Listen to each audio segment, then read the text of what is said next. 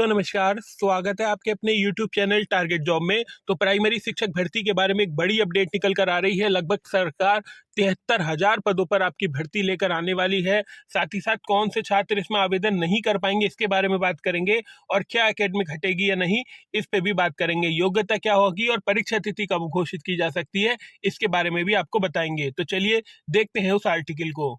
तो ये देखिए, लिखा है बेसिक शिक्षा विभाग में अध्यापकों के 1.25 लाख पद खाली। केंद्र ने खाली पदों को भरने के दिए हैं निर्देश। छात्र शिक्षक अनुपात के पुनर्निर्धारण को भी कहा गया है। पुनर्निर्धारण को कहा गया है इसीलिए मुख्यमंत्री जी की अध्यक्षता में एक कमेटी बनाई गई है। कहने का मतलब है मुख्यमंत्री जी उसके अध्यक्ष नहीं है, लेकिन मुख्यमंत्री जी ने कमेटी बनवाई है।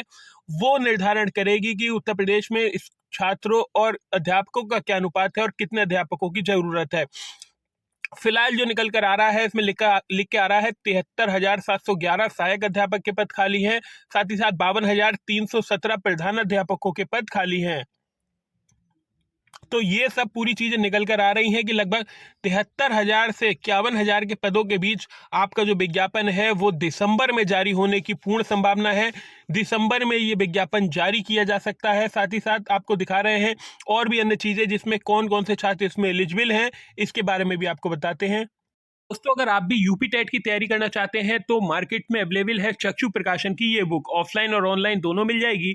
ऑनलाइन आपको लिंक डिस्क्रिप्शन में दे दिया है, वहां से परचेस कर लीजिएगा। तो ये बुक दी गई है, इसकी खासियत देख लीजिए। 3,000 अध्याय महत्वपूर्ण प्रश्न दे रखे हैं, वो भी व्याख्या समेत। सॉल्व पेपर भी दे रखे हैं। लेकिन सबसे अच्छी बात इस बुक की ये देखिए, मैं आपको दिखाता हूँ।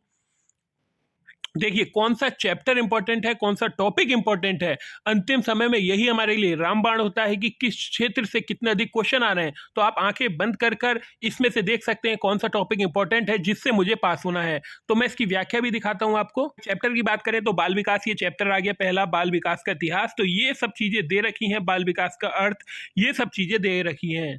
अगर आप प्रति सब्जेक्ट बुक को अलग अलग पढ़ना चाहते हैं तो मार्केट में भी हिंदी, गणित, संस्कृत, अंग्रेजी सभी की किताबें उपलब्ध हैं। पर्यावरण की तो आप वो भी देख सकते हैं।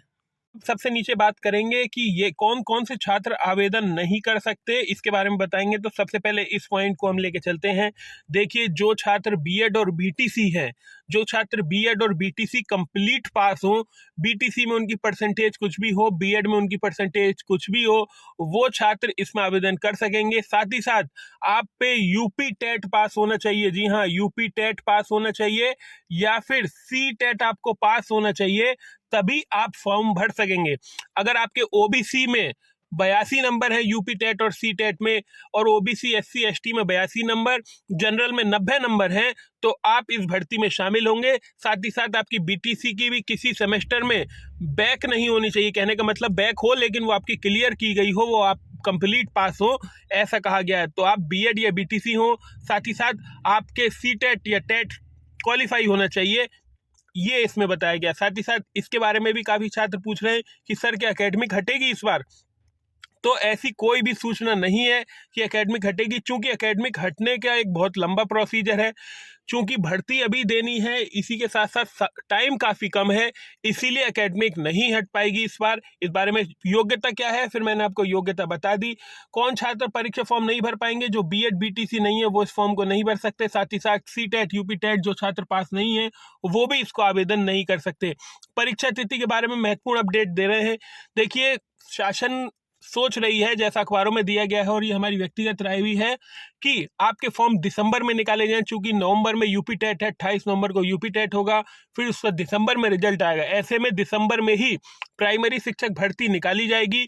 अब दिसंबर के बाद उसका पेपर हो सकता है जनवरी की अंत में करा दिया जाए, या फिर अगर जनवरी के अंत में ये पेपर नहीं हो पाया तो ये पेपर अप्रैल में जाने की संभावना है। चूंकि उत्तर प्रदेश में फरवरी और मार्च में विधानसभा चुनाव है। विधानसभा चुनाव के चलते जितने भी कर्मचारी होंगे, सभी चीजें अस्त व्यस्त रहती हैं, ये आप भी जानते हैं।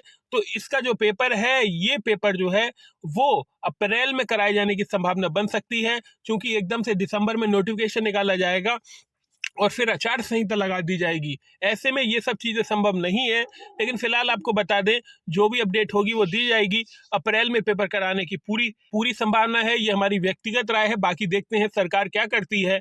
लेकिन हाँ, अगले हफ्ते ये घोषित कर दिया जाएगा कितने पदों पर और कब विज्ञापन जारी होगा। फिलहाल अगर आपका यूपी टेट और सी टेट पास नहीं है तो जान लगाकर यूपी टेट और सी टेट को पास करिए। अगर वीडियो अच्छी लगी हो तो उसे लाइक कर दीजिए, चैनल पर नए हैं तो उसे सब्सक्राइब कर दीजिए। आपसे ऐसे ही मिलते रहेंगे लेटेस्ट अपडेट के साथ।